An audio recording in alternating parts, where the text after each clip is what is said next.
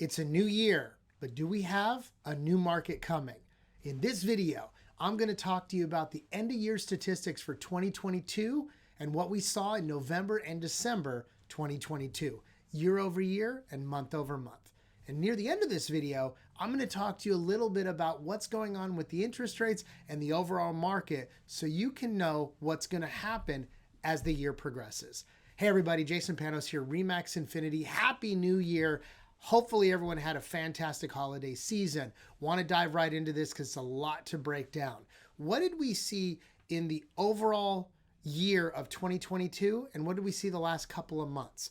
Well, to start with, in November and December, we saw a drastic drop off of the number of sales of homes in our market. We saw a little over 600 homes sell in November, a little over 700 in December. Price points, we saw the average price get into the 350s, high 350s to mid 350s was the average near the end of the year. But what did we see throughout the year as a total? Well, we saw less sales in 2022 than we saw in 2021, about 10% lower. What did we also see? Prices increased almost $50,000. The average price point that we saw in the year of 2022 was about $370,000. As it started drifting off at the end of the year, part of that was also because all the sales dropped off. 30% less sales in November of 22 than it was in 21, and the same thing in December. So we saw a smaller sample size. So I wanted to characterize this, that this is not necessarily our market dropping, although prices are showing a little bit of sign of relief, and where sellers are offering more concessions, buyers are able to negotiate. It's not a telltale sign that what's going to happen in the market moving into the next quarter. However, it does show that there's a little bit of resistance. Why is that? What I wanted to talk about, interest rates. At the end of the year, at the peak season, we saw interest rates on a national average at about 7.3%. We see them right about now at about the mid sixes, about 6.5 give or take, okay? Now, what does that really mean? That's a national average of what they put out in the national mortgage data information.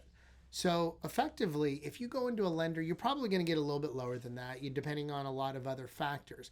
But I use that as a gauge. As rates are coming down, what we will see with the rest of the market. And as rates started to come down into the holiday season, we did see some pickup of sales. We did see more sales in December, although not a lot. But in the holidays, that would be normal. And I stress using that word a lot because we don't really know what normal is. But we think we're getting more back to a more stable market, a more predictable market. So I wanted to put all the stats out to you. I'm going to put them all in the comments all through the year for November, December, and for the entire 2022 year breakdown. So you really understand and see what it is, and also put the interest rates based on what they were at the peak and what they're roughly at right now. And that's a national average. That's not what you're going to go into a lender and get. You may even get something a little bit lower. I've seen quite a few loans closed recently that were less than the national average, which is awesome.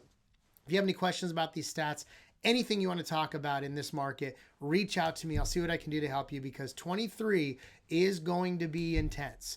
23, you're going to see a lot of buyers hit this market because they've been waiting for the rates to get to some place where they can afford. And I think we're starting to see that. So if you have anything I can do for you, let me know. I'll see you sometime this year. Happy New Year, guys.